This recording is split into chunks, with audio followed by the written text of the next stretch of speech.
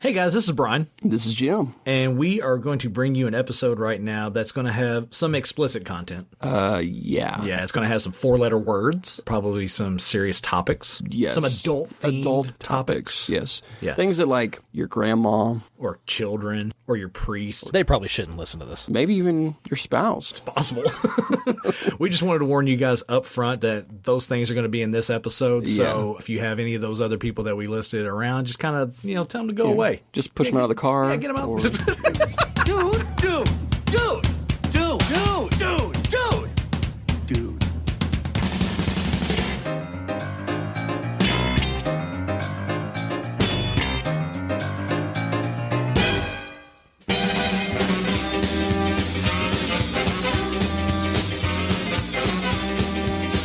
Yes. One day I will get a set of drums and it'll be on. My neighbors will hate me. Hi, guys. Hi. Welcome to the Dude What Movie Review Podcast. Dude What? I am one half of the hosting squad, Mr. Brian Sumner. Sitting across the table from me, the great divide, the beautiful Jim Miller. Say hi, Jim. Hi, Jim. It's very simple, straightforward. I like it. Yeah. We're coming to you from the 2420 West Studios. I think it's going to be a hot day today, Jim. Yeah. I'm not happy about that. It's going to be muggy. We had storms roll in last night. Crazy storms. Crazy lightning. Crazy wind. It was ridiculous. We were pretty sure we were going to lose a tree, but we didn't. I don't know. I didn't check.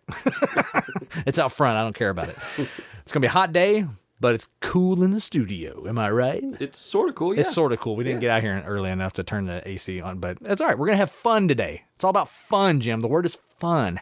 Speaking of fun, how are you doing today? I'm good, man. Are you? I'm good. It's haircut day. It is haircut day. Again. We were talking about your grooming habits earlier. I talk about our show a lot with the guy that cuts my hair, in hopes that he'll listen. But I don't know if he has or not. So I'm not going to give him or his business a shout out yet. Well, that's fair though, really. It's like scratch my back, I'll scratch yours, right? No. After a couple years ago of having a landing strip cut into my head. Wow. That's a story time with Jim for later, God. But yeah. He saved me, so he's my go-to. That's good. My second go-to is your wife, actually. I sometimes forget that she does cut hair. Yes, she does. And then I'm like in a desperate place, and then she's like, "Dude, I can cut your hair." I'm like, oh yeah, I forgot. I forgot. So. You're a hairstylist. Yeah, I forgot because she does like everything. So that's true. This is oh my God, it's so true. How you doing, man? I'm good. Day one of vacation. Loving that. Yeah. Pretty excited about that. Staycation for the summer. Yes. Nothing wrong with that. About the only thing I got planned is it's my daughter's birthday next week. All she wants to do is go to Holiday World. So that's what we're going to do. We're going to go to Holiday World. Nice. And I'm hoping, fingers crossed, it's not too crazy packed, but it's Holiday World. It probably will be. If you go in the middle of the week, it's usually a little better. Well, that's when we are going. We're going to go smack dab Wednesday. So hopefully it'll be nice. Get some rides, hit the water park, have some fun. We haven't been in like 3 years, so it'd be a lot of fun. It will be fun. All right, we're going to have a fun show today. Like I said, we got a lot. We are jam-packed, actually, today. We got a ton of stuff on the agenda, so we might as well go ahead and dive right on into it. We're going to kick off the show today with something we haven't done in a little bit, so this will be a lot of fun. We're going to get in the mailbag. You've got mail. Oh, boy, mail. Whoa, we get mail? It's been 84 years. It certainly feels like it, Jim. It has been a long time since we got some mail, but we do have mail. We do. Very excited about this. We actually got a couple pieces of mail. You want to kick it off or you want me to kick it off? You can kick it off. All right, cool deal. Now, this one, we have our new email. Hey, you guys at dudewhatpod.com. And I'm going to repeat that again at the end of the show. But the archive, this is like the issue we have, with our archive. It has our old email stuff, our old email information. So that's like whenever we do the re-releases from the vault here on the new feed, we always cut new intros. We go through and try and edit out some of the old stuff as best as we can. So sometimes we get email to the old email account. And actually, we did get one from hardcore fan Brianna Linville. Oh, yeah. Okay. And I feel bad about this one because I haven't checked the old email in a while. So she's like, it's been 84 years since you responded. It's been 84 years since you've read your email. She did send one a while back, and I'm glad I get to read it now. And this is concerning our side table discussion on the Batman. Oh. Yeah. Oh, okay. All right, here we go. OMG. with a frick ton of exclamation marks. I'm sitting here listening to the Batman episode and start screaming, yes! Kind of like the crowd, Russell Crowe, yeah. When Brian points out how much of this movie was in Batman Arkham City video game. So she connected. She's a fan. Yeah, Okay. oh yeah, huge fan of that. Throughout the movie, I kept telling Chris, her husband, friend of the show, Chris Linville, our resident computer guru, our IT guy, the IT god, Chris Linville, how all of this stuff is in the game, and I loved it. That was my favorite part of the movie. Overall, I think Robert P. did a good job. It just seemed like a very different take than previous Batmans, and that was okay with me. That's kind of how we kind of felt about it as well. Yeah. It may not be my favorite Batman movie, but I thought it was all right and absolutely loved seeing so much taken from the game, which was an awesome game itself. Thanks for the episode. Glad to hear you guys putting out episodes again. Bree. Nice. Yeah. Well, that was very pleasant. Very pleasant, very nice. It was cool to read that and hear how she tapped into that as well, because I was geeking out about that. If you guys go back and check out that side table, the Batman, we covered that pretty well in depth, and I was all over talking about how the Arkham-style video games of the Batman run was so much of an influence on the movie, clearly. Yeah. And I loved it. It was great because I felt like it gave a new ripple, something fresh, something different to see from a cinematic standpoint. And I loved it. I thought it was great. All right. So we got any other mail over there we need to address? Yeah, so I asked that already knowing the answer. Well, the funny thing is you and I haven't read this one yet. No. You just showed me the subject line. It's all caps. I showed you the text that I received from this guy yesterday. he wanted your phone number. And I just said, hey, you guys at dudewhatpod.com. And he came through. So, all caps. Well, the subject line is, and it says Brian in Star Wars. The email is in all caps. Brian. That's me. What the heck are you doing? I don't know if you should be allowed on the airways anymore as a film critic. I bet Ebert has seen the movie more than once, most likely 20 to 30 times. How can we trust you as a critic when you watch the package and have never seen Star Wars? You probably hated The Empire Strikes Back. Friend of Jim's, not sure about Brian. Jeff. And then in lowercase, P.S. Jim was talking about my wife and daughter when he talked about Die Hard. Watch Die Hard 5. Pretty good.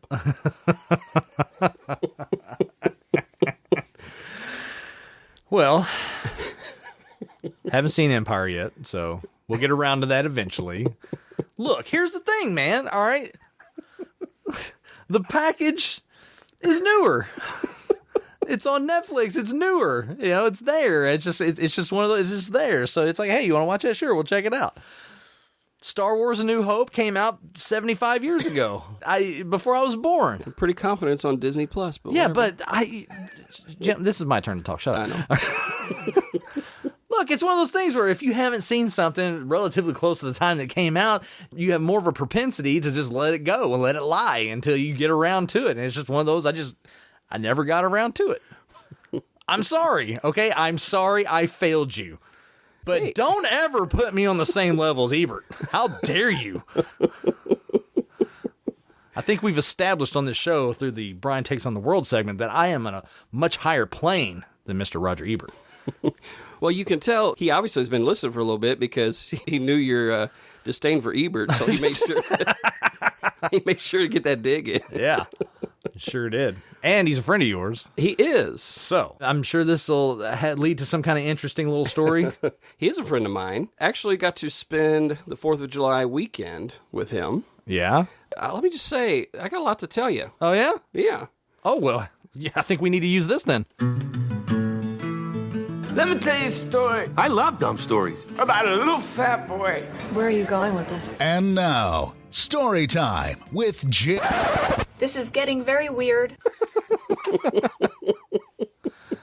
Friend of the show, Stephen A. Turner's favorite segment of the show. He loves story time with Jim. He keeps saying he's going to sponsor that. He says he's going to. Yeah. I don't think he's got the money. We'll see. Yeah. Yeah, so we're recording this the weekend after 4th of July. We are. Yeah. And, dude, 4th of July weekend. Mm-hmm. I'll just say, I did the most American thing that an American can do in celebration of America. What the hell did you just say?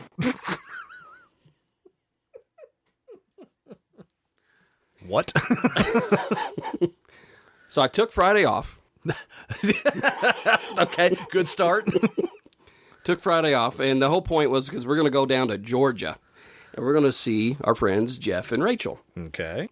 They live in a place called Big Canoe, and Big Canoe is basically a mountain in Georgia. Okay. And it's a community, so they have like their own little post office, their own little golf course, a couple lakes. Like, it's a beautiful, it almost looks like a summer camp, but you live there kind of thing. Gotcha. Real cool place. You know, we've been friends with them for a bit and we've known them for a while. And so we were going to go down there and celebrate the 4th of July. The night before, my dear wife pulls into the driveway and says, "Hey, can you look at our tires? The front tires are bald as all get out." Baby, those are not mountain climbing tires. That we're supposed to leave early Friday morning. Started off at the tire shop, seeing your dear wife. Yep. And then sold some tires. Get some tires. Took care of you. She did. Finally get on road later than what we were expecting. Get to Henderson.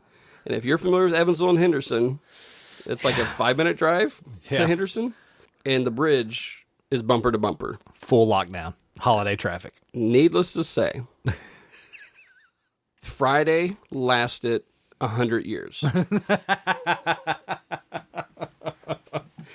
So every city, like 20 minutes outside of each city, was gridlocked. And the whole time, I'm just fuming. Angry. Seething with rage. And my kids, I love them. They're usually great travelers. Of course, you know, that we were on the Henderson Bridge and they're like, "Are we almost in Georgia?" And I'm like, "Oh gosh. Go to sleep. Go to sleep." So needless to say, the most American thing you can do on a 4th of July weekend is get off Friday and sit in traffic. America! And then, once we finally got to Georgia, it was to the point to where, and Jeff and Rachel, they don't drink. but Kylie, where is the liquor store? Kylie was like, "Do you guys have any bourbon? Because Jim's going to need some." And Jeff was like, "Actually, I have a beer that someone else had left in his house." So he had a beer waiting for me. A beer? A beer. He had one beer. But hey, you know, it was something, and I'm thankful for it. So we get to Georgia, man. We get settled in. That Saturday, basically, there's all these events and stuff going on for the weekend. Big Canoe, they go all out. Right. I'm going to post pictures in all access of some of our stuff. Nice. I don't know how to explain it, except it's almost like an amphitheater style park. Okay. So it's just like an open field, but there's like trees wooded on 3 sides, and then there's like an embankment or part of the side of a mountain that's kind of open. And on the other side of that ridge is the lake. And that's where they were going to shoot fireworks off later. So everybody's decked out in red, white, and blue. Picturesque Americana. Yes. Jeff knew that I needed to get out of the house and get away from my family. Went into town. You know, we did one of the most American things you could do as well, and that's just go see a movie. America! Of course. Which I'll talk about that here in a second. Right. So the night before we're leaving, they have a big fireworks show. What I'm about to say... You're gonna be like, what? Probably. Big Canoe is maybe the most American little town in all of the world. I am a real American. Fight for what's right.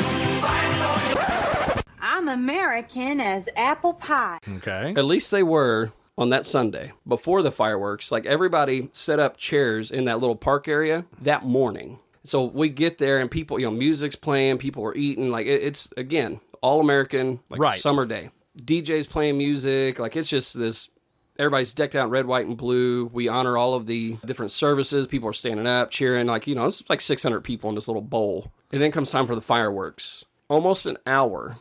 Dude, they were probably some of the best fireworks that I have ever seen. Nice.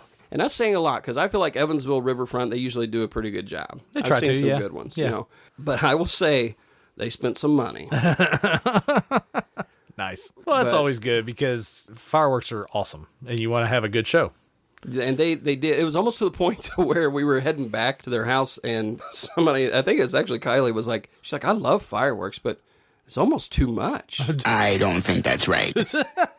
I can say right now that is false. Right. And I told her that she must be a communist, so kicked her out of the van. As she's rolling down the street, say hi to Hitler. America. Wow.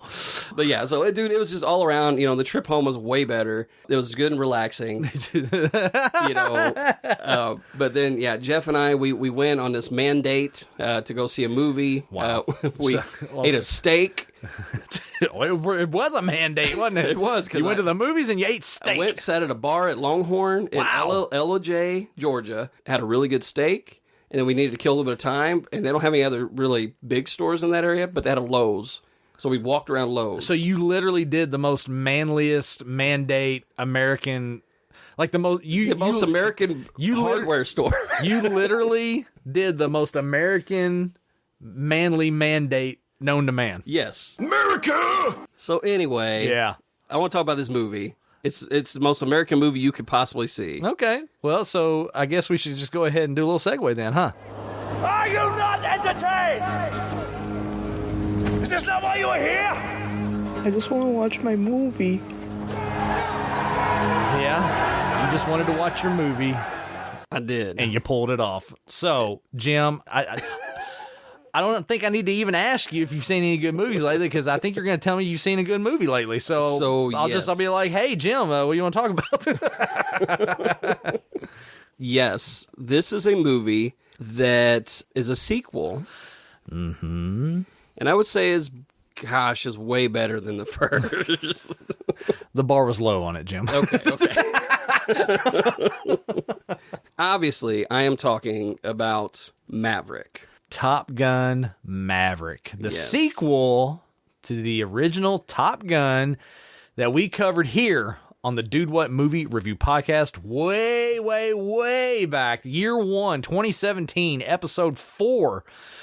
A staple, a mainstay, a driving force, if you will, of our show, continues to be an inspiration in one positive way, and then also a cautionary tale in a negative way. I don't know. I think maybe Tom Cruise listened to our show back then. He had to have. Because he was a producer, Jerry Bruckheimer as well, obviously.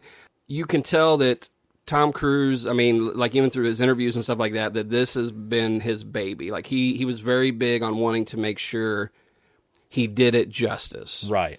This movie, and I think I even told you this off air after I saw it, because I sent you a text and was like, dude, you need to go see this movie. And knowing you wouldn't. Because you still try to watch the taste of the first one out of your mouth. You just mentioned Top Gun. I started dry heaving. I will say this movie was everything the first one wanted to be and more. That is what I keep hearing about the overall general consensus of the film, that it's just a really, really, really good movie. Refresh my memory on what were your big knocks on the first one. Big knocks on the first one. Repetitive use of Take My Breath Away. Not in it. Well, imagine that. Does make me a little sad, though. Maybe just throw it at the end. Like, maybe have it on a radio. I think there were some people waiting for it. Have it on a radio, just kind of playing off in the background. No, character development, character interaction, cheesy, not great dialogue, scene transitions that just did not make sense. Just overall, structurally, it wasn't great. It just wasn't great. Yeah. I mean, it was just one of those films that I think capitalized off a great soundtrack and a couple of really talented, good-looking stars, mega stars. You had Val Kilmer, Tom Cruise in their prime, hitting their stride. It was the 80s, rah-rah, American patriotism. There was a lot of things that would make that film successful, but when you look at the film as a whole, no, it's not a good film at all. I think we had talked about even that it was kind of groundbreaking in the fact that they had fighter pilots and some of the filming that they did with jets, right? Right, yeah. They spent so much time on that and not so much on the story development. That's fair. This movie did both equally. Good. Good. You should. There's obviously a storyline because it's about Maverick. Of course. But it ties up a lot of things that were left undone with the first one. This one here, it's no surprise if you've seen a trailer. I think everybody except for you has seen Maverick at this point. But Miles Teller plays Goose's son. And so there's a lot of callbacks with that. He looks a lot like Goose. He's got the mustache and everything, doesn't he? Dude, he plays a character named Rooster. Okay. It felt like Top Gun. Okay. It had the vibe. All of the things that you're familiar with the first one, they capture probably within the first 2 minutes as far as music, things like that. So it kind of puts you in that, oh, this is a Top Gun movie. Answer me this before you go further. Is Kenny Loggins Danger Zone in the film? Yes. Oh, good God. But listen. Is it played throughout the whole movie? Thank That's God. what I'm saying. Those things that made Top Gun, yeah. as far as the music. They get them out of the way early. It literally probably the first 2 to 3 minutes. They do. Let's get all that shit that we did in the first movie out of the way, and let's concentrate on something good and different. But it was enough of a tie-in. Yeah. Those that have nostalgia are like, oh yeah, let's do this. I mean, and it did. They did it in a way that was tactful and artful. Then it rolls right into a story. Okay. Right? And then they build on that story. Okay. The action was great.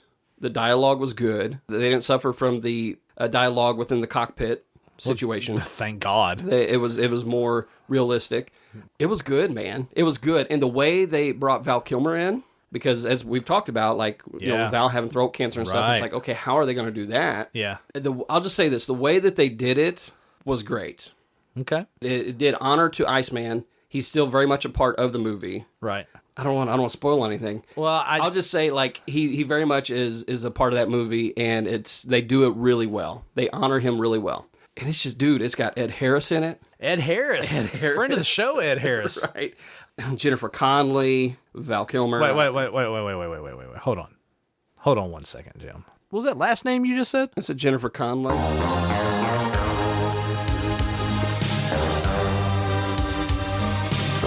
Jennifer Connelly gets the extended cut. Especially because we're talking about Top Gun. We are talking about Top Gun. I would be remiss if I didn't use that clip at least one time. Maybe I should throw... Don't ruin this. Don't ruin Maverick.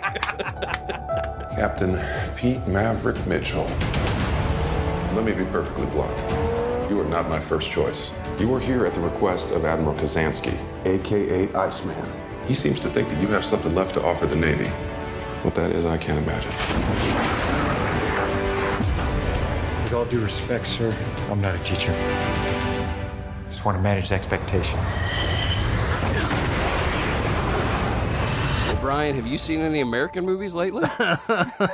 Or just movies in general? I've seen movies, yeah, for sure. I don't know how to follow up talking about kick-ass Americana like you just did with Top Gun Maverick. I'm going to try my best, though. I'm going to talk about a movie that you and I had plans on trying to do a side table on, but the timing never worked out on it. A little movie called Spider-Man No Way Home. Oh, yes. Kind of a big deal. Yes. Kind of a huge deal, honestly. Okay.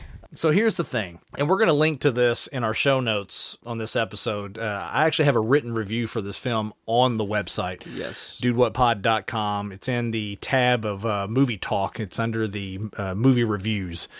And I actually have a full written review, so if you want to hear my complete thoughts on it, you can go and read that and check that out. Jim added some artwork in it. It looks really good. So, but I'll talk briefly about it. Look, here's the deal, man. The first run of Marvel, the Infinity Saga, was some in-depth, crazy storytelling, having everything looped onto itself and all these different threads crossing, and then the culmination of Infinity War and Endgame. My God, how do you top that? How do you even begin to top that?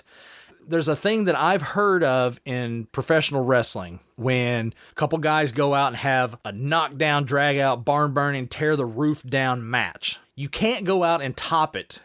You can just go out and do your thing. That's all you can do. Okay. Yeah. Don't try and top it. Just go and do your thing. And that's one thing that I am so happy about with the Spider-Man run, that thread of the MCU. All the Spider-Man films, they've all been directed by the same director. And they've all kept the same tone, the same vibe, the same feel. All of them. And because of that, they are excellent. Excellent movies. It's because you have an idea in your head how you want to tell your story and how you want to keep that thread while staying in tune with the overall MCU storyline. Knocked it out of the park. In my opinion, this is just me. Spider-Man No Way Home is my favorite MCU movie to date. I have seen it. Yes, you have. I've seen all 3 of them. Yep. Because I watched the 2 before going to see that one. Right. I don't know if it's my favorite, but it is pretty doggone close. Yeah. You were right about they kept the Spider-Man vibe. Yes. They stayed true to it. Mm-hmm. And yet also staying in the same universe and keeping that storyline. The way that they have fashioned all of that is top notch. Yes. Yeah, like just as you were talking about, like when you get to Endgame, you're like, okay, well, I guess Marvel's done. Right. Right. Right? And you're like, okay, what's going to happen? What's next? What's going to happen? And to see what came out of No Way Home, holy crap. Right. Like I said, I think the thing that I appreciate most about it is how they kept the tone and the vibe. But the thing that I love the most about it, how they were able to go full-on nerd fanboy with the story, but it be believable and enjoyable as a story. Because you have all this idea about the multiverse and different layers and different versions of Spider-Man and all these different villains coming together from these different timelines. And then you introduce, the ripple with Doctor Strange and all that, and just how that filters out to Doctor Strange and the Multiverse of Madness, which I've watched that recently too. We'll talk about that on another episode. But the story in Spider-Man No Way Home, the Peter Parker story, the emotion that comes with that, what it means to be a superhero, what it means to have that power, the famous line, with great power comes great responsibility. You see that through line, and then you see the different Peter Parkers talking about how in their own universe, how that is their driving force for what they do. Yeah. And how that culmination, it all comes together, and that dramatic, especially that dramatic scene where all 3 Peter Parkers right on the heels, spoiler alert, of May's death. I mean, it was more emotional than I expected out of the film. There was a level of drama to the film that I was not ready for. And when it hit, I was like, oh shit. And I'm not crying, you're crying. Yeah, it did so much for longtime Spider-Man fans. Absolutely. Longtime Spider-Man and cinema fans. Oh, yeah. It tied up so many things. Oh, yeah. And what's crazy to me is, talking about it now, but immediately my thought when knowing that they were going to the multiverse was way back when we had Roger Turner on. Right. Before Endgame, right? And we were discussing Marvel and DC, and he talked about in depth about the next move would be that they need to go and do the multiverse and stuff like that. Yeah. And to see they're doing it now. And the crazy thing about it, speaking specifically about Roger Turner, former super producer of the Homer's Radio Network. Homers. Hey, here we go. Got a Homer's plug in there. Nice. We're going retro today, baby.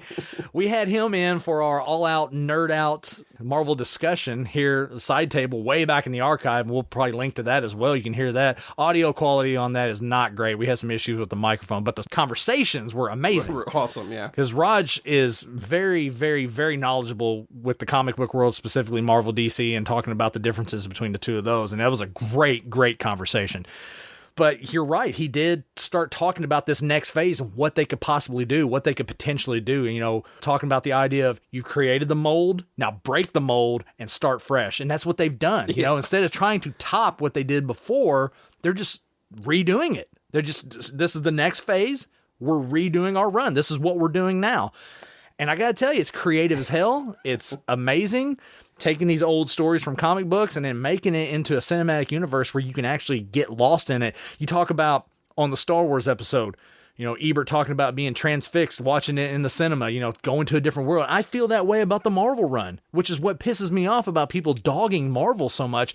The idea of cinema is to get lost in the cinema. Right. And so when you watch these, it's like, this is fantastic. Anyway, I'll get off my soapbox on that, but the action, the story, the drama, everything about this. And let me just go ahead and say right now, friend of the show, Willem Dafoe. Holy shit. As the Green Goblin? Dude, next level, brother. That is some of the best on-screen villain work I have ever seen. Just fan-frickin-tastic. And the cool thing about it is, Willem Dafoe is a top-notch, brilliant actor. Absolutely. And I heard interviews, him talking about how much fun it was to get back into that role and just play just an evil villain, just to get into that mindset and just to portray that on screen, just how much fun that was. I think that's something that big time directors and big time actors that look down upon superhero films, you should take note, because it's not about your art. It's about having fun and portraying a character. That's what it's all about. You're playing make-believe. Again, what is a movie? What is cinema? It's an escape. It's a visual and audio storytelling, right? That's all it is. It's just a story. It's all it is. It's all it's ever been. So, who cares what the story? It's a story. Right. Let's enjoy it, man. Yes, exactly. And, the way Marvel has captured that, and then I'm glad. I wish I would have watched it earlier so that we could have done an actual side Well, the schedules didn't work out. It would have been great, but we can talk about it right now, but it's just... Spider-Man No Way Home is literally my favorite MCU movie. It knocked off Captain America Winter Soldier as my favorite film out of the MCU. It's a close second still, though. Winter Soldier is a fantastic movie. But Spider-Man No Way Home, if for whatever stupid reason you haven't seen it, do yourself the favor. Go back and watch the other Spider-Man movies. Actually, just go back to the very beginning. Start at Iron Man. Work your way through. There you go. Watch them all. Watch them all. Watch all the Spider-Man movies. That's right. And then get to No Way Home and then right into the show and let us know how blown your mind was. That journey. I want to kill him. I want to tear him apart. I can still hear her voice in my head. Even after she was hurt, she said to me that we did the right thing. She told me that with great power comes great responsibility. Wait, what? How do you know that?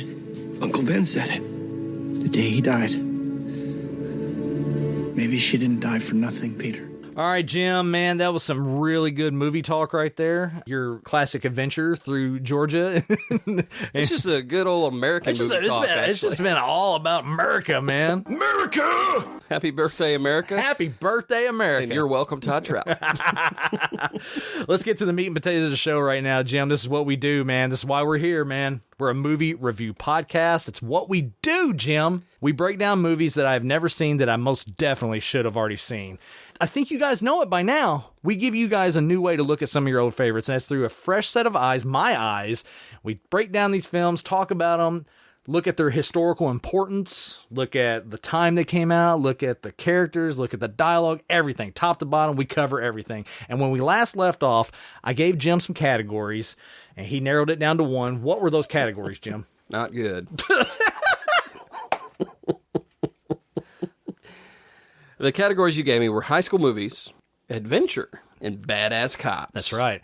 And I thought for sure you were going to go for adventure, but you didn't. You threw me a curveball again. You're getting very good at that. Well, I was, but we had this long run of sci-fi. Right. I want to make sure that we're not even slightly, possibly going to be... You wanted to go to another universe, basically. A la the multiverse. Yes. And in conversation about Spider-Man, the category I picked was high school movies. Yeah. Seems kind of harmless. Right. Boy, was I wrong. High school movies. Yeah. Oh, gosh. As I was writing these down again, like getting ready for today, I was like, what the hell is wrong with you? The first one on the list is American Pie. 1999 comedy. Had 9 wins, 14 nominations. Has Jason Biggs, Chris Klein, Eugene Levy, Jennifer Coolidge. Directed by Paul Weitz. I think pretty much everybody knows what American Pie is, allegedly. The next one, Pretty in Pink. 1986 comedy romance. I don't like the way you looked at me. A no-name actress named Molly Ringwald. Who? Right. John Cryer. Harry Dean Stanton. Who? Yeah. Directed by Howard Deutsch. And then the last one in high school movie category was Grease.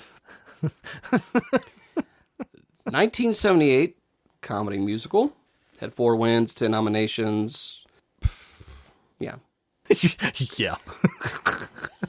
Well, I'm just thinking of like all the Broadway shows, like just all of the things that have come from this movie. Right. John Travolta, Olivia Newton-John, directed by Randall Kleiser. Brian? Yeah. What's in the box? Oh, what's in the box? Here you go, sir. The box for you. Oh my gosh. Are you freaking... You have it covered, but not quite. Oh my. Really? Yeah. John Hughes production. Pretty in Pink. Really? Yeah. Well, fun fact. Yeah? I've never seen this movie either. Well, this will be fun. Right? So I can't give you too much crap. I'm kind of glad to see that it wasn't Grease or American Pie. Still don't know if I've seen those. True, but still. So, do you know anything about this movie? I have no bearing whatsoever, so I can't really... I don't know anything about this film at all. I want to say that maybe, years ago, like when I was like maybe 7 or 8, I seen part of it. But I don't know anything about the story. The only thing I know about it that it's two things. It's John Hughes. It fell into that whole Brat Pack vibe of the 80s where you had like Molly Ringwald was hitting a bunch of the John Hughes films. Yeah, I don't know anything about it, man. I just know it's a very popular 80s film. John Hughes, it's one of those that ranks up there in the John Hughes collection. I just don't know anything about it.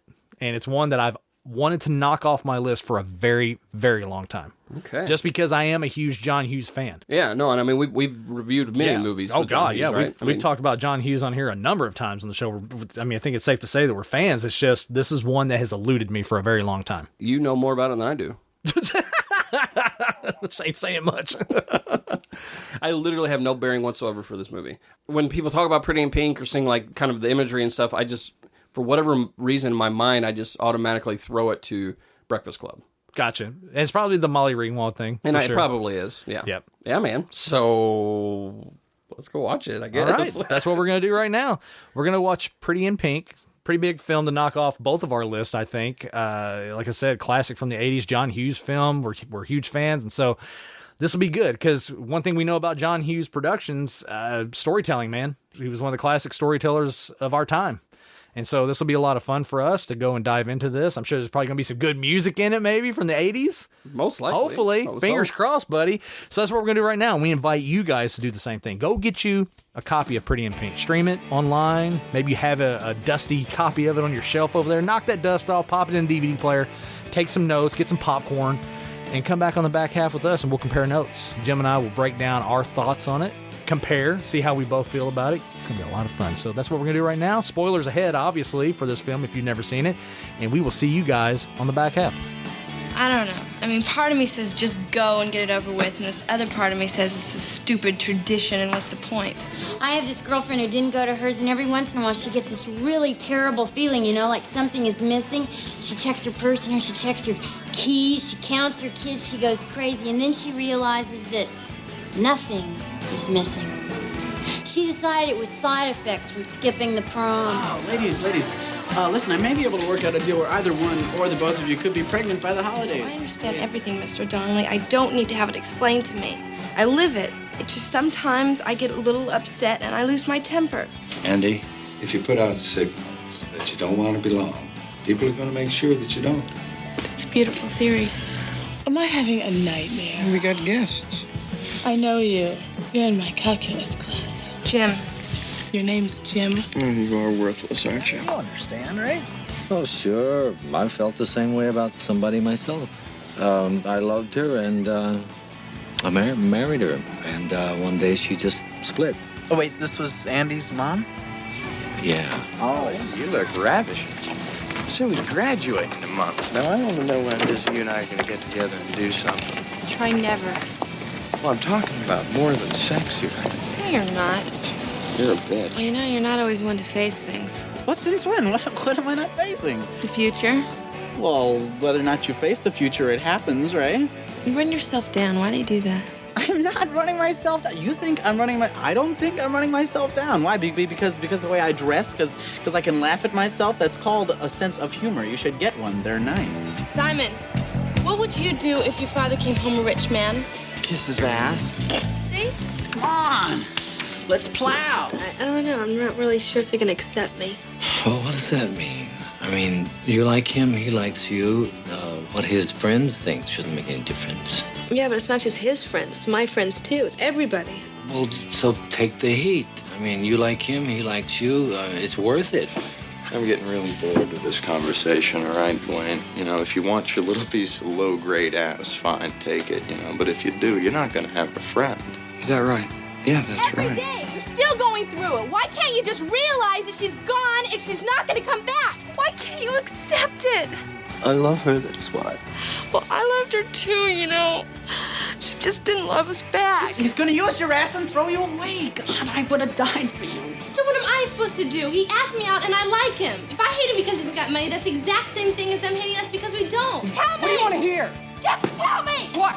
You're ashamed to be seen with No, me. I am You're not. ashamed to go out with me. You're afraid. You're terrified that your goddamn rich friends want to prove. Just say it. Just tell me. It's okay. I'm going to go. Alone? Yeah, I'm not sad about it. I'm not hurt. You know, I am hurt a little bit. But I know if I don't do it, I'll just feel a lot worse. And I'm just gonna go in, walk out, and come home. You sure? I just want to let them know that they didn't break me. And we're back. We are. For prom night. We've had a couple episodes where we've talked about prom and high school and all that, so... I believe the last time we talked about high school and prom, it didn't end well. It did not. Did not end well. So yeah, we can knock Pretty in Pink off the list. Yep, for both of us. For both of us. Mm-hmm. I'm gonna be honest with you. I didn't write any questions down. Okay. I wrote a few fun facts. Ready? And so we're just going to kind of see what happens. Let's plow it. Let's plow it.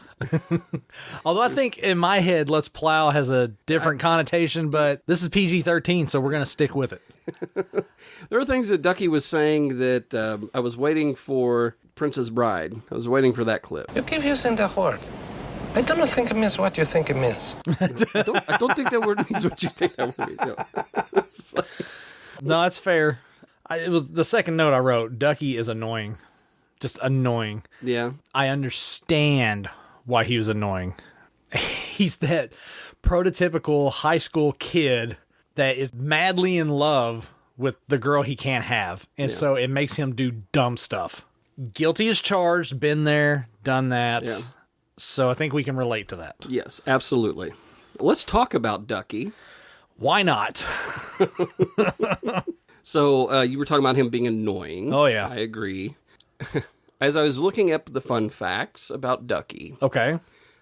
After I read it, I could not see anybody else except for the person they wanted to play in there. Oh, they had somebody else wanting to play that role. So the director originally wanted Duckie to be played by Anthony Michael Hall. Yes. Yes. And he turned it down. He turned down a few of them because he didn't want to get typecast. And then Hughes wanted Robert Downey Jr. And as soon as I read that, all of a sudden John Cryer really sucked. In my head. I'm picturing young Robert Downey Jr. because he was in a movie in the 80s called Back to School. Yes. With Rodney Dangerfield. Yep. And that's exactly that character in that film is Duckie to a T. Yes. Only you tweak up and amp up the dramatic side of it, playing the heartbroken friend zone kid and play on that. That's in college. That's in college. Yeah.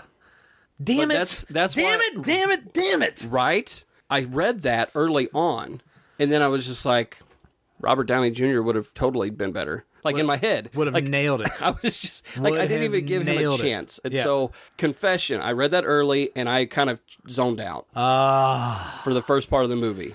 But there was a part that brought me back in, and then I was like, okay. When I read that, I was just annoyed by Duckie. Right. And in my head, I'm like... Because in your head, you're thinking, what could have been? And the whole time, that first part, I'm just like, okay. My thoughts were, this is boring. This is bleh. Yeah. I don't want to watch this fucking movie. Sorry. But so I was kind of checked out. Gotcha. What was it that brought you back, though? You said there was something that brought you back around. What was that? There was, and it was Harry Dean Stanton. The interaction with him and Andy in the room when he brought the dress home. Right. And that dramatic element. Yeah. The father-daughter interactions and... Okay, so that scene brought you back around for the film, but not necessarily Duckie. Right. Gotcha. At that point, like, it brought me back into the film. Gotcha. To where then the Duckie piece wasn't even a thought. Like, Right. at that point, it was like, okay, it is what it is, but for me. That is a pivotal scene, and I'm glad you bring it up. Because in my head, I'm thinking, okay, this is an important scene, but I also feel like maybe it was edited down. Because I felt like there should have been more there, and I feel like maybe there was more there, but they probably cut it down. It's very like, possible. I feel like the drama of that scene could have been drug out just a little bit. I'm not talking like another 10 minutes or something silly like that, but like another 30 seconds, another minute, just a couple more pieces of dialogue here and there just to really kind of get into the emotion of the fact that this dad lost the love of his life and he can't get past it. Right. And that filters down to his daughter, who is in this fragile stage of being a teen and finding love for the first time. And how do you navigate that? How do you let go of that? But she's so hardened by the fact that she's already dealt with loss that the idea of love is not even a possibility for her. Right. I'm with you. I wish that scene would have been a little bit longer. Just a little bit. It didn't mean much, just a little bit. That scene, for me, one, it pulled me back into the film, but then for me, it was like, okay, this is not just a high school love story that we've heard over and over again. No. This is a character study on basically a father and daughter, which you don't see often. Or let me rephrase that. Well, cinematically, we're conditioned. We are conditioned more for the father-son. Yes. And or for the mother-daughter. Or for the mother-daughter, yes. And I think that's one thing that you and I, like, thinking back from day one of our shows 5 years ago, like, we've had a common theme of father-son conversations with movies. And absolutely, obviously, we're guys. We've had fathers. We both have daddy issues. Like, so there's some things like, okay, yeah, it would make sense that would come out naturally anyway. Right. But to see this in film and to see the way it was handled, it went from just being a high school comedy romance, stereotypical, to, okay, there's some depth and some teeth to this story. So that's what brought me into, like, okay. I actually found myself physically leaning in a little more, like, okay, now you've got my interest. Well, I think there might be a preconceived notion about the film because it's A, John Hughes production, and B, it is one of those films that came out during the Brat Pack era. So it falls in line with a 16 Candles. It falls in line with a Breakfast Club. You know, it's kind of hard to separate that, I think, on the surface. Right. Now, once you get into it, then you realize it's something completely different. Yeah, and I'm glad you brought that piece up because obviously John Hughes, and there was a series of films with him and Molly. This was kind of the last one, I think, of that combination. Okay. And this film, Pretty in Pink, was written specifically for her. Okay. She was the inspiration for even the title. Really? She was really big into Psychedelic Furs. Okay. And their song was Pretty in Pink. Gotcha. They made a different rendition for the movie. Oh. But the song was out before the movie. Gotcha. So that is what inspired the title, and he wrote this character specifically for her. That makes sense that you say that because I think that he and Molly Ringwald developed a pretty good bond over the course of filming the movies that they filmed. Yeah. So much of the fact that he would let her do things in films that he probably wouldn't let other people do just to kind of add to it. I remember hearing specifically that the film 16 Candles, he would let her write the name of bands like on like notebooks, like Trapper Keepers and stuff, or like slip music in from bands that she was loving at the time during this, the 1980s. So, and helping add a little ambiance to the film that it fits her as a person within her character. And so it doesn't surprise me to hear you say that he wrote this specifically with her in mind. To carry that point on that you just made, like, she had her hands all over this film. Okay. She had a lot of influence in it. Even to the point of, I think the original character, love interest of Blaine, was supposed to be more of a chiseled, kind of that jock type look. Okay. And she was really pushing for, like, when Andrew McCarthy came in and kind of did a read and stuff, she's like, this is somebody that I personally would fall for. Gotcha. And therefore, I think Andy would fall for. And so she was very influential in even having him play that role of Blaine. with the music piece. There's a lot of things that she was able to have some say in. I think, whereas a lot of films, like you said, that wouldn't fly. That just shows her acumen with regard to artistry of film. You know, at such a young age, to be able to give input and it makes sense to better the story overall. Yeah. I like that. That's cool. I like Molly Ringwald. I've always thought she's a tremendous actress. Well, and so it's funny you say that, because I think in my head, Molly Ringwald, like, she has that iconic look. And I can say iconic because Stranger Things mimicked it recently. Absolutely. Which we could talk about later. Yeah. We've been talking about Stranger Things a lot lately. Yeah. And just, this was like falling right back into that time capsule, man. Yeah, the 1980s. There's a character in Stranger Things that is literally has stole the look from Molly Ringwald. But I think in my head, I've always had of like, okay, she was just one of those teen stars. But even watching this film, and then especially the scene we were talking about earlier, from that point on, like realizing like, wait, this girl actually has some acting chops. Oh yeah, no, she's great. She's legit. Yeah. Like, and of course it doesn't hurt that you're with the Harry Dean Stanton. But right. One of the great character actors of our time. But I only have like two actual fun little facts to share with you.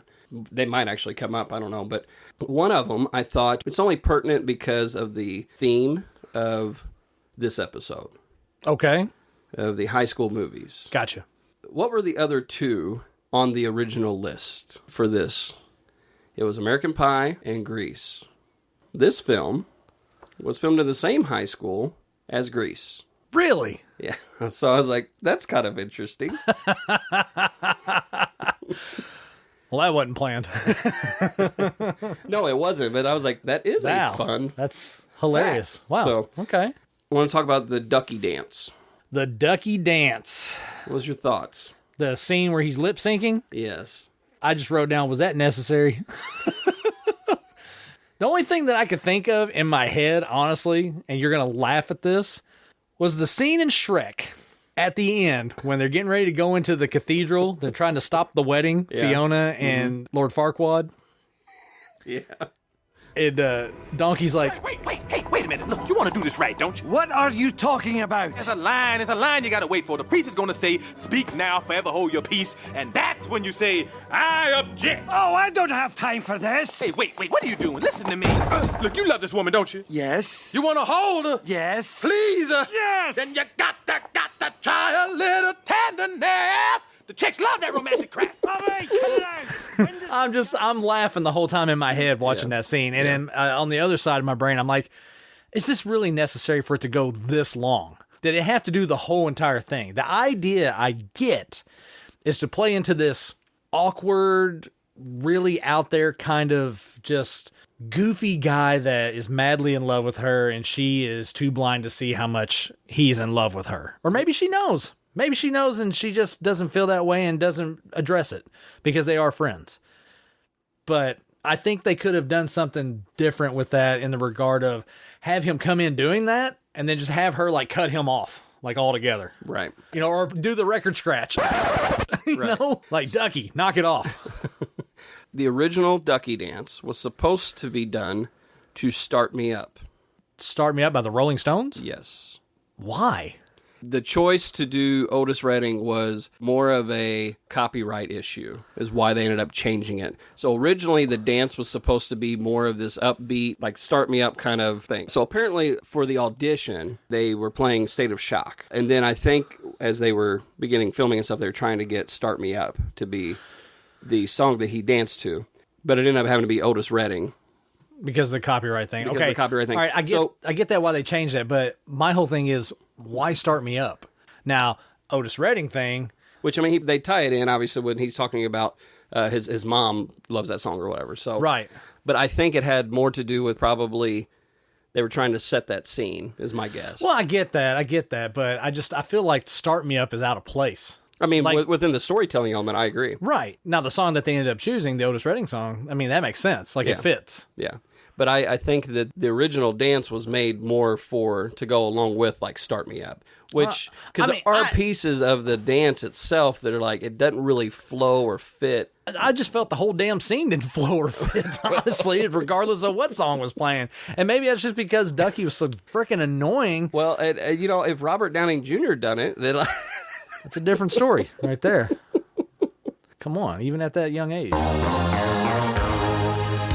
Look, here's the thing. It's just, I get what they were doing. I just felt like it went too long. They should have done something. They should have cut it down. They should have trimmed it down a little. Yeah. Done something different. I agree. Don't let it go on for this whole big-ass production. It just wasn't necessary at all. I agree. But I thought that was interesting that they, with the music piece, I was like, okay, well, the dance would have went better with that music. But from a storytelling element, why? And then secondly, like you said, with the length. Yeah. They could have done better with that, for sure. Yeah. Well, what were your thoughts? I think I may have suffered a little bit, like you were talking about, having the mindset of what type of film it was going to be. And then having to wrap your head around that. Because once you realize it's not one thing, you have to accept it for what it is and then go with that thought process. So I think I struggled with that a little bit in the beginning. But then once I come around to it, I'm like, okay, let's see where these characters go. It was just a nice little commentary on this idea of this side of the tracks versus that side of the tracks kind of thought. I mean, we've touched on that before. Hell, our very first movie that we covered on season 1, The Outsiders, touched on that a lot. Yeah. You know? So seeing that play out in high school setting with, I say, modern flair in comparison to The Outsiders is what I'm saying. Yeah. You're in the 80s, the time of yuppies, so to speak, and seeing the different types of students from a financial background, so to speak, going to the same public school system. I mean, you think about it, it's like, okay, you're rich, your parents are rich, that's great. You're still going to this public school with all these other people. Right. I mean, what makes you any better than them, other than the fact that your parents have money? But, it's seeing that dynamic. I think John Hughes is really good about taking really simple issues that kids dealt with at that time and just putting a spotlight on it. That's all this movie really was. It's just the commentary of a girl growing up who had to step up when the mom stepped out and take care of things and be strong, be a lot stronger and wiser beyond her years because she had to. Yeah. That was the first note I made. I wrote down Katniss from Hunger Games. It's another kid having to step up when a parent is either gone, died, whatever, right, and take that charge to make things hold together. Just another strong character. And like I said, Molly Ringwald's a fantastic actress. She's believable in the role. Right. Because it's not like Breakfast Club. It has a slower paced storytelling to it. It doesn't have the beats here and there within the dialogue like a comedy would. Right. This is a drama, so it's got to build. So you got to give it that patience. I can understand, like, at some point where it could feel like it's a little boring, maybe a little dragging, but that's just building the story. In that regard, I mean, it's fine. It's fine. Well, and I think because it is John Hughes, you think of it, and I think even it's touted as a comedy romance. I don't really see that. I would think more drama romance. But it's definitely more dramatic. Yes. But I think with the dramatic element of building that story and things, and I can see what you mean on that. Again, I think the Duckie piece was just really... Right. It was really bothering me. And then apparently the ending, which we can talk about here in a minute, was not the original ending. They had to actually go back and reshoot it. Oh, really? Because this is actually based on a book. I did not know that. And in the book, Duckie and her end up together. Oh, really? And I don't know how I feel about that. I guess test screenings booed it.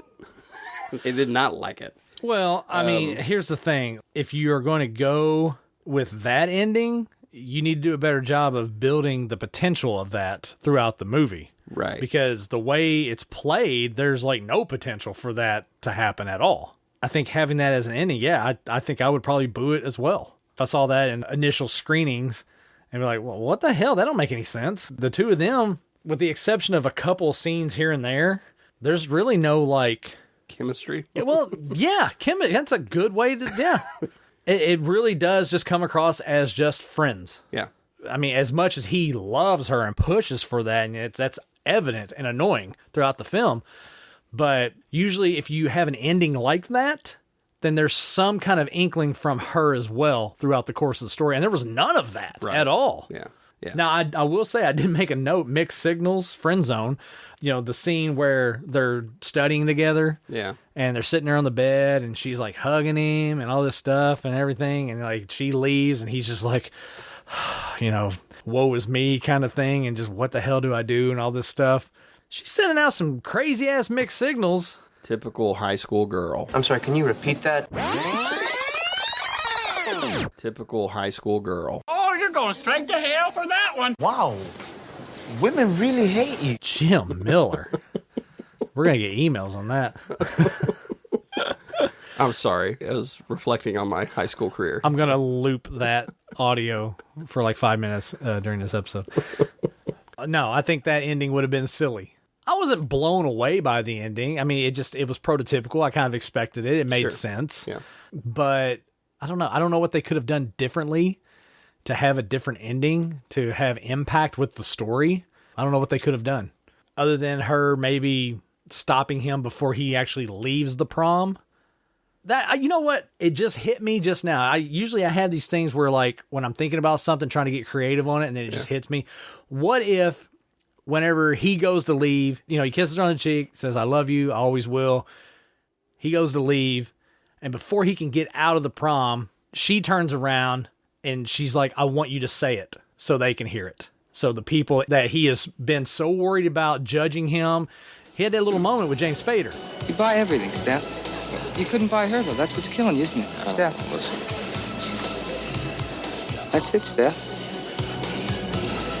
She thinks you're shit.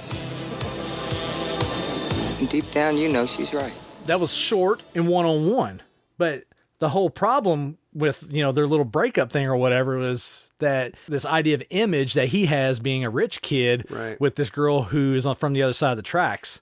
So why not put him in a position where he has to proclaim that none of that matters and it's all bullshit anyway? Yeah. That would have been a really good ending in my opinion. But instead, you go to the ending where they're outside alone, just the two of them, and no one sees it. Yeah. I think that would have probably driven home the point of the story more at the end, rather than them going outside and her having to chase him down. Yeah. She shouldn't have had to chase him down.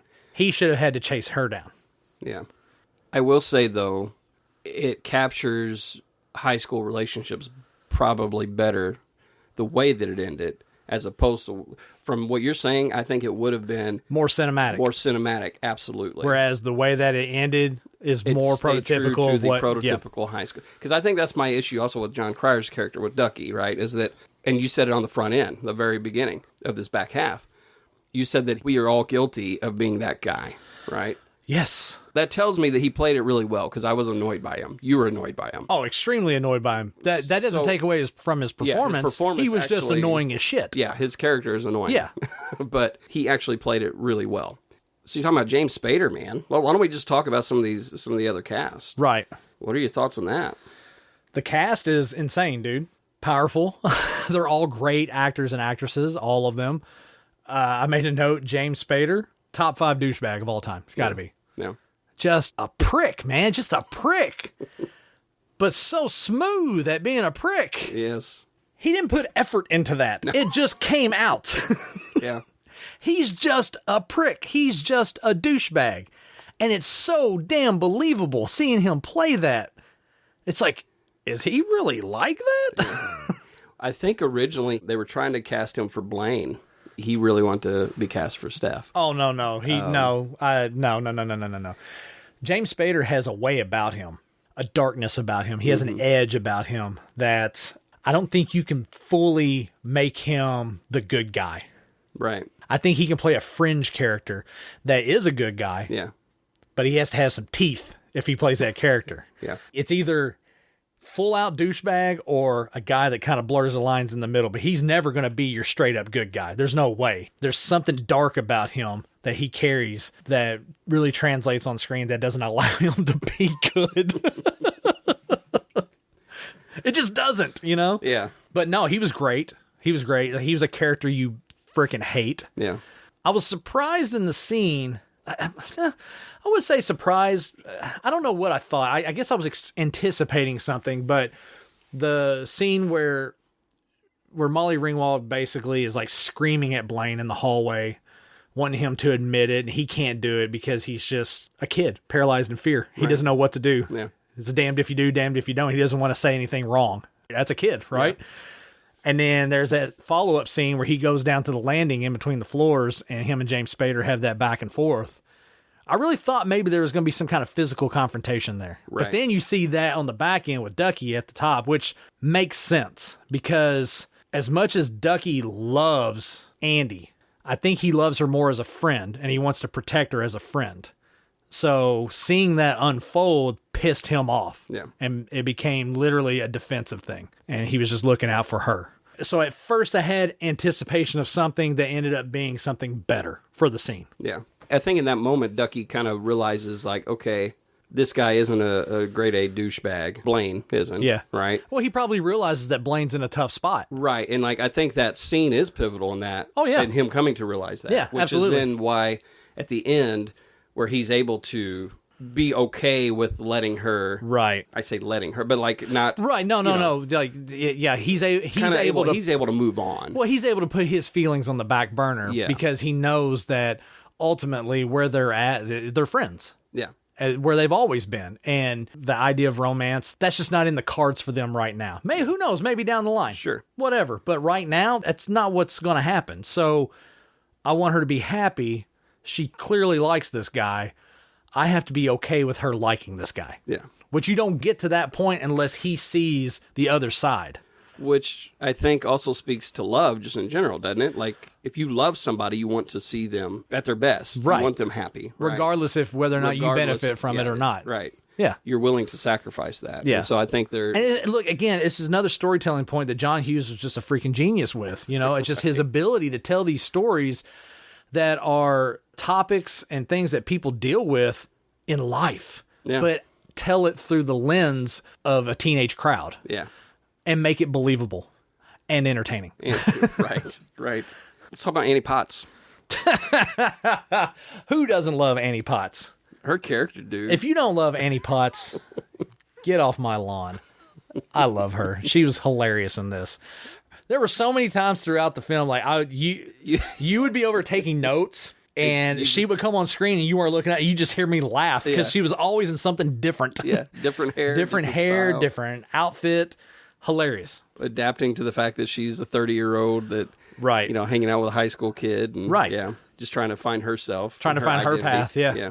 No, I thought her character was great. Oh, she was a great character. And no, it was the right amount of comic relief without it being overdone. Yes, absolutely. It was an eccentric character, but it's really not eccentricity. It's just, like you said, it's someone trying to find their way, feeling this amount of confusion and not knowing where to go since high school, and then finding yourself in your 30s like, what the hell do I do? Right. You know? Yeah.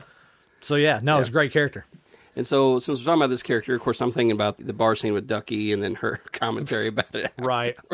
But there was a certain bouncer that you were like, is that? Holy crap, it is. Yes.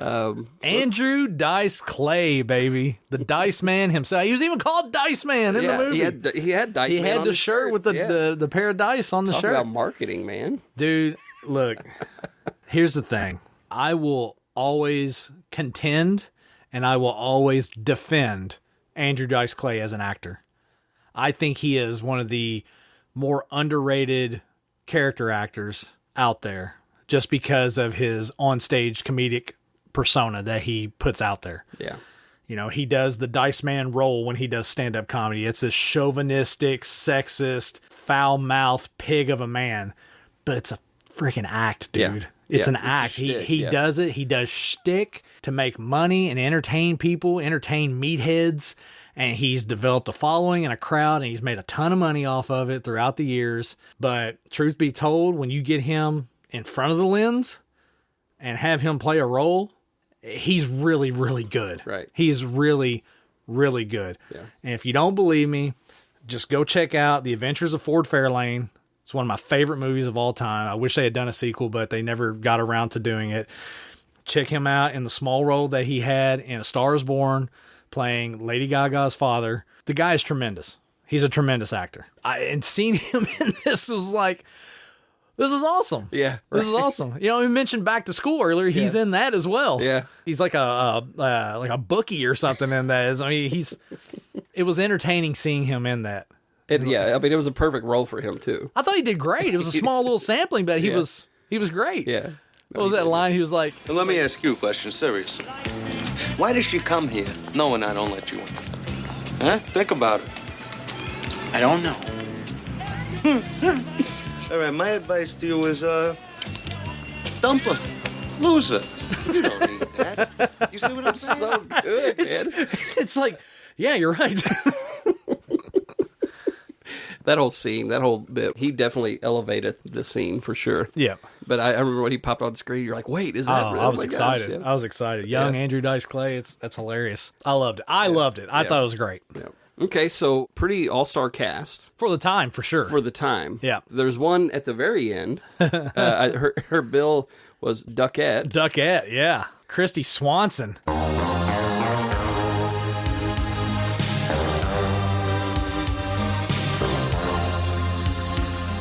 Yeah, no, she gets the full version. I freaking love Christy Swanson. The original Buffy the Vampire Slayer? Come on, baby. I have had a crush on Christy Swanson ever since the first minute I laid eyes on her. Love her. Love her. Yeah, she's Duckette. Duckette. No lines. She don't need lines. But she's a sweetheart, though. Let's talk about the soundtrack, man. Who doesn't love the 80s, man? You and I were singing up a storm here in the studio during the prom with OMD, If You Leave. Yeah. Freaking great song, dude. It's one of my favorite 80s songs. That song was written in 2 days for this movie. Was it really? Nuh-uh. And it was written in 2 days because they had a different song because the original ending had her and Duckie together. Okay. What was the original song? They were actually dancing on the floor to David Bowie's Heroes.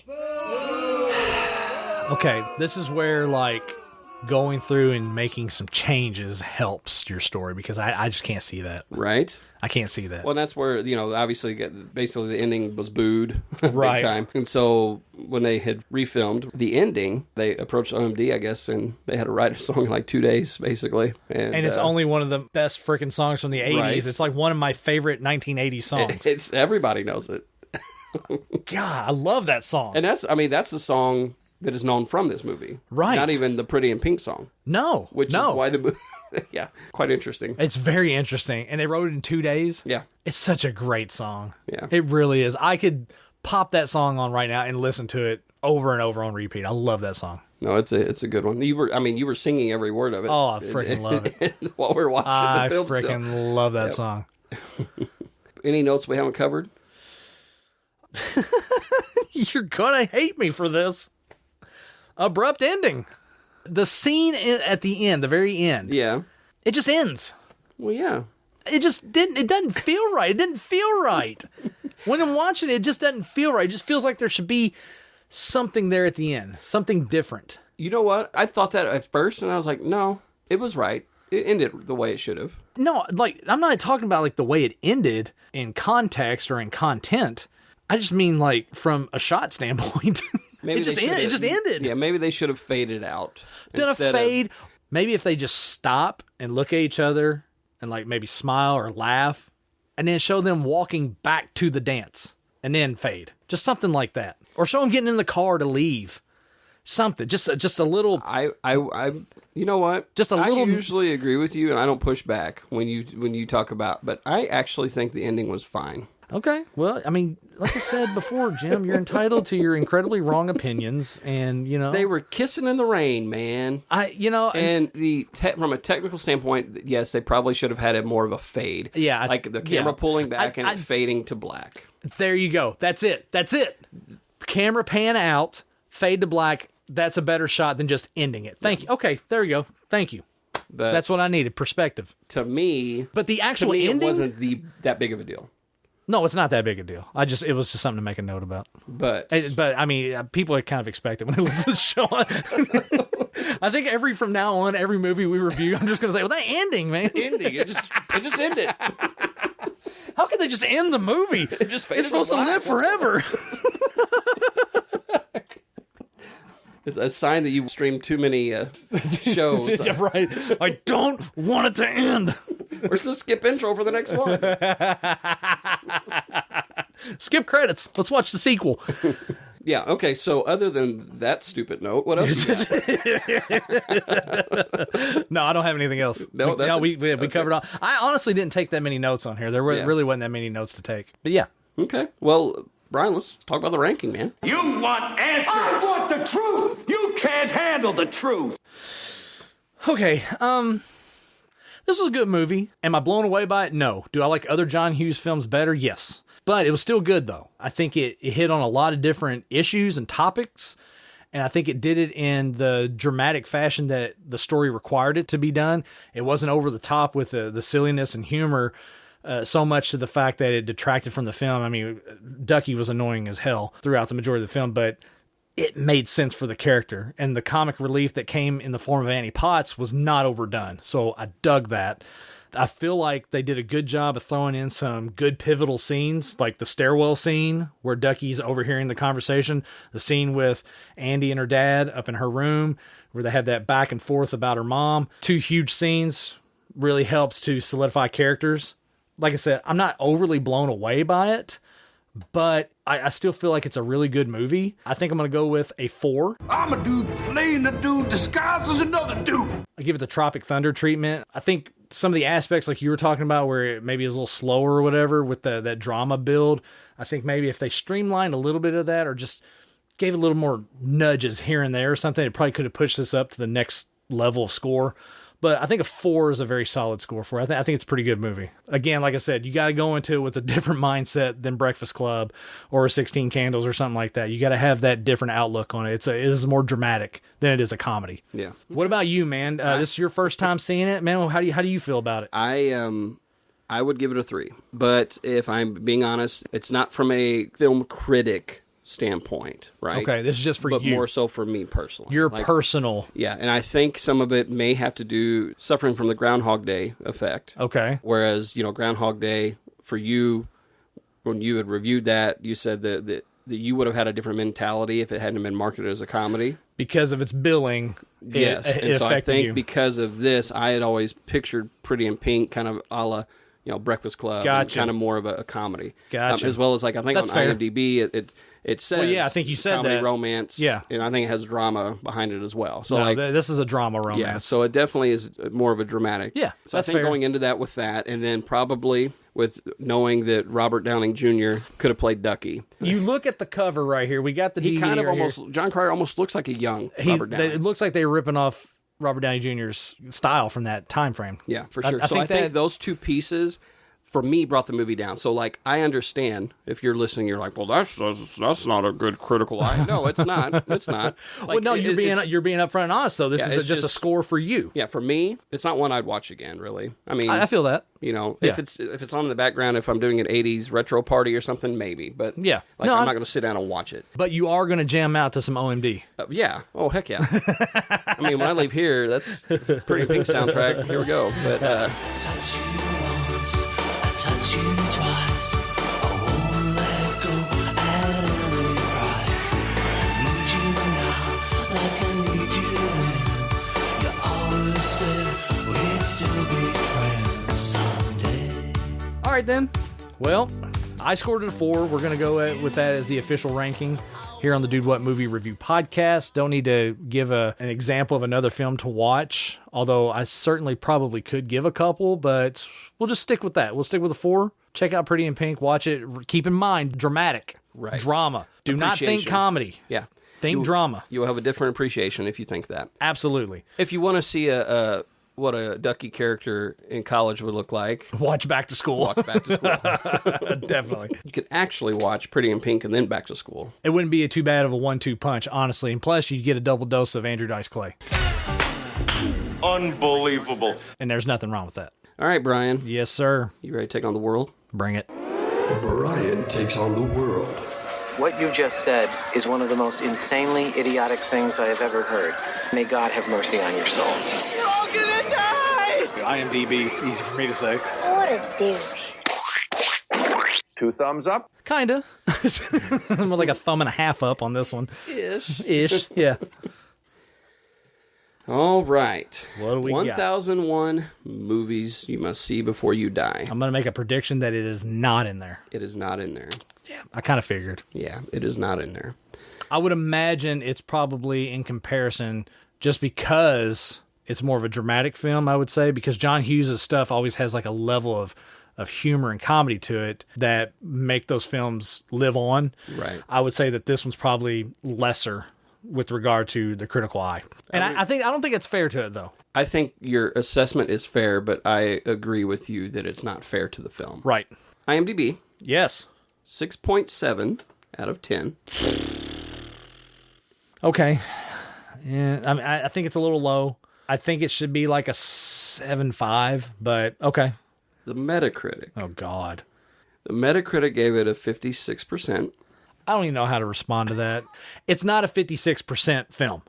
It's just not. Right. I can understand you having that mindset if you go into it thinking that it's something that it's not and being disappointed because of that. But I don't see this film as a 56%. I really don't. You know, with the Metacritic, I believe it's kind of like the tomato meter, right? Where it's the quote-unquote critics. Right. It's the critic. Score, yeah, if you're looking at it through a critical eye, there's nothing wrong with the film. Right. I'm basically saying that more so for those as listeners will understand what a Metacritic is, you know, because there's times that you push back on that. It's like, no, IMDb is like anybody can contribute to that score. Let's break that down real quick. IMDb, when he gives the IMDb score, that's basically anyone that scores it. Yeah. You know, it's fans, critics, audience, whatever.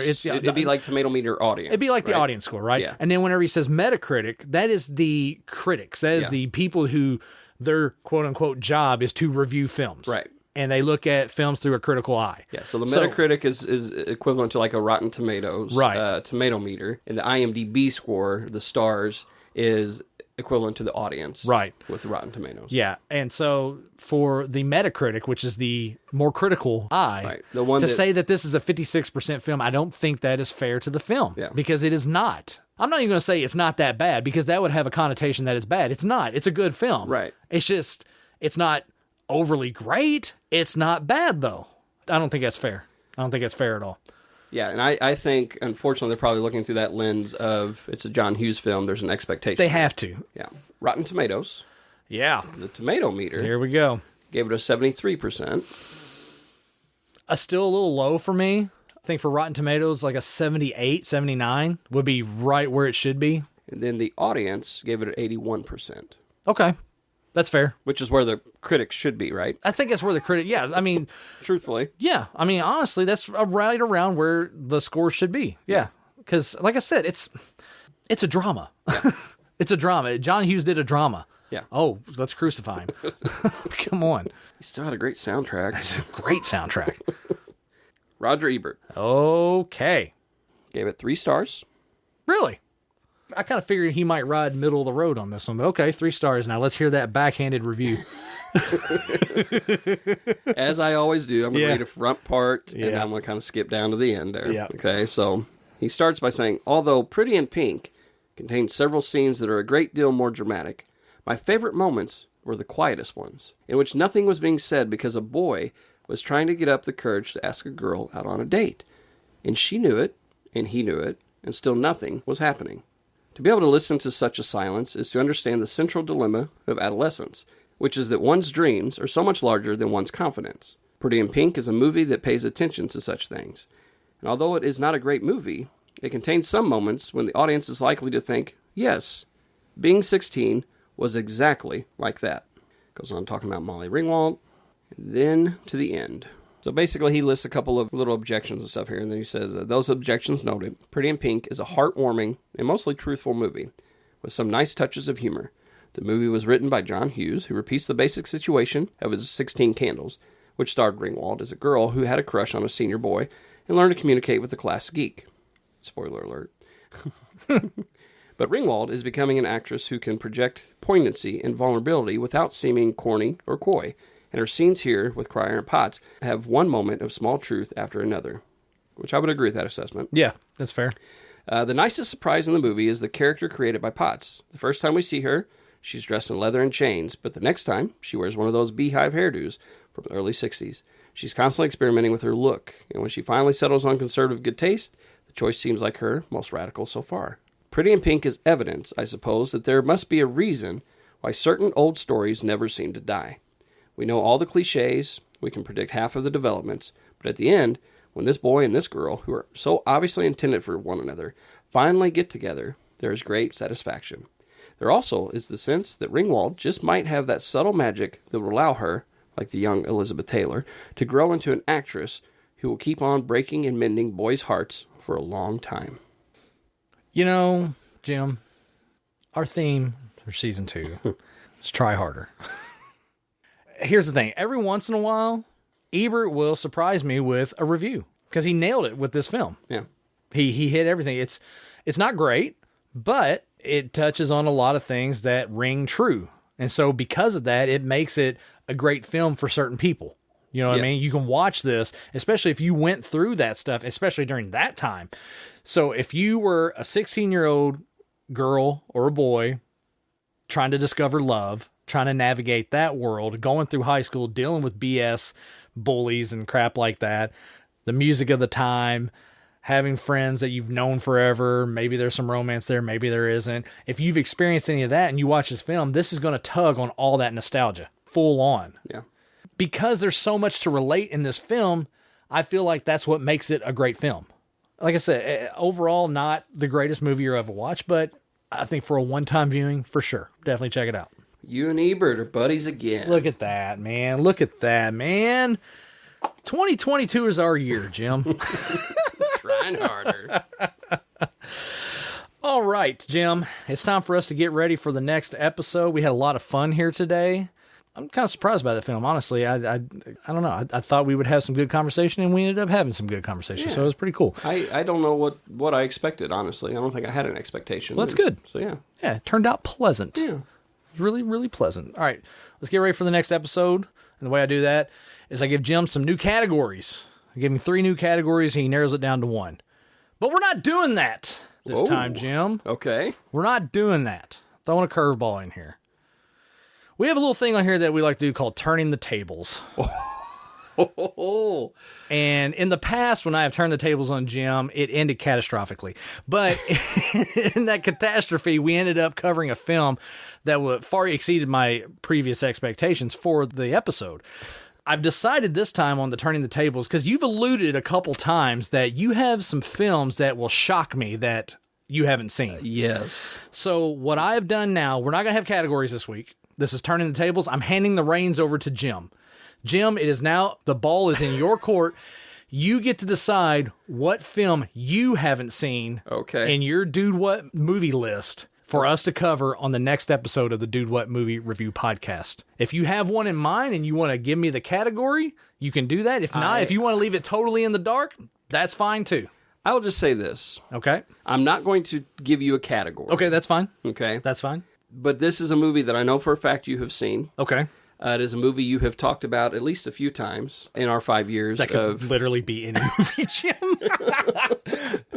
I kind of like it this way. And you talk about it with fondness. I'll say that. I kind of like this. I don't want to know the category or anything. I want to be surprised. Yes. I want to be genuinely surprised. And I will say, I don't want to call the shot, but it might be an epic episode. I'll just say that. I have no clue. I have no clue. And this is great. I love it. I'm excited. Like, I'm genuinely excited because whatever it is, it's going to be something that I want to watch. So it's going to be great. Yeah. No, it will be one. This is going to be fun. Yeah. So I'm excited for it. I'm not going to be mad. No, I take it back. I'll probably be mad.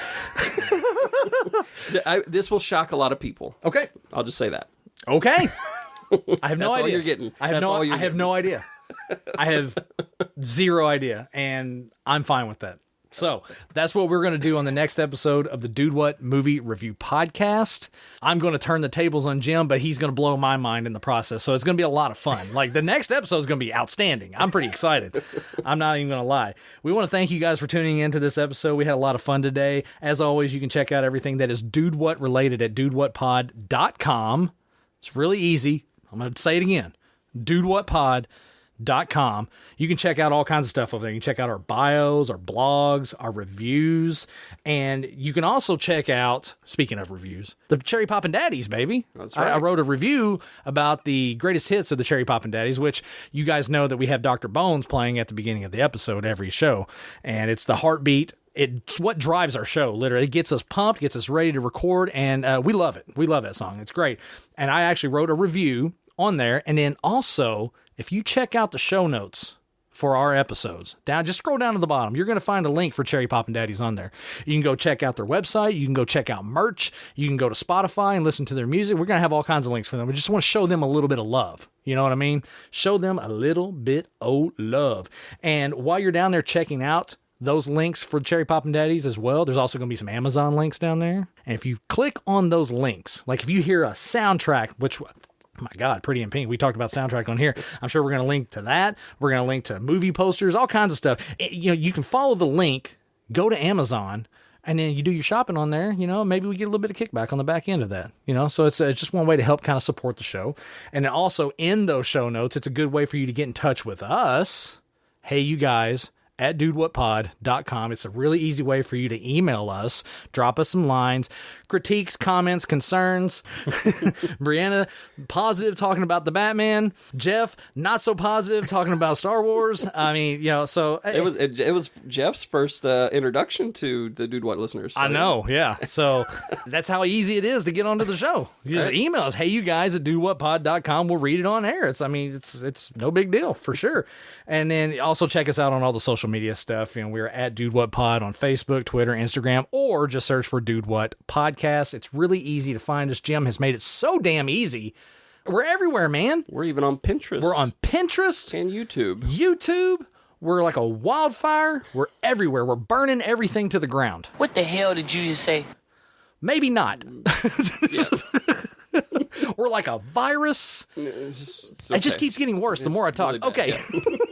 But the point is, check us out on all the social media stuff at Dude What Pod or Dude What Podcast. Really easy to find. Jim, I got nothing, man. I'm done. We've covered all my notes. We're good to go. We're turning the tables on the next episode. I'm excited. You got anything else for me? I think that's it, man. All right, man. We're going to go ahead and roll on out of here. We will see you guys in 2 weeks when Jim turns the tables, baby. It's going to be a lot of fun. All right, we will see you guys in 2 weeks. Bye, guys.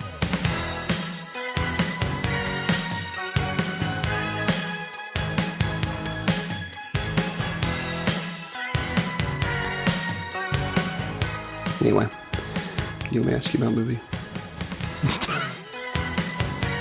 Is that what you're waiting on? How long have we done this show, Jim? You literally were just sitting there talking about 5 years. 5 years? Yeah. I throw it to you. Hey, Jim, you seen any good movies lately? Yeah, you talk about a movie, and then when you're done, you're like, oh, hey, Brian. We had a weird combo of mailbag, Jim, Storytime with Jim movie. I feel like I've been talking for so fucking long, so that's where I didn't know. It's every episode, Jim. I know. How's it any different? All right, so Brian.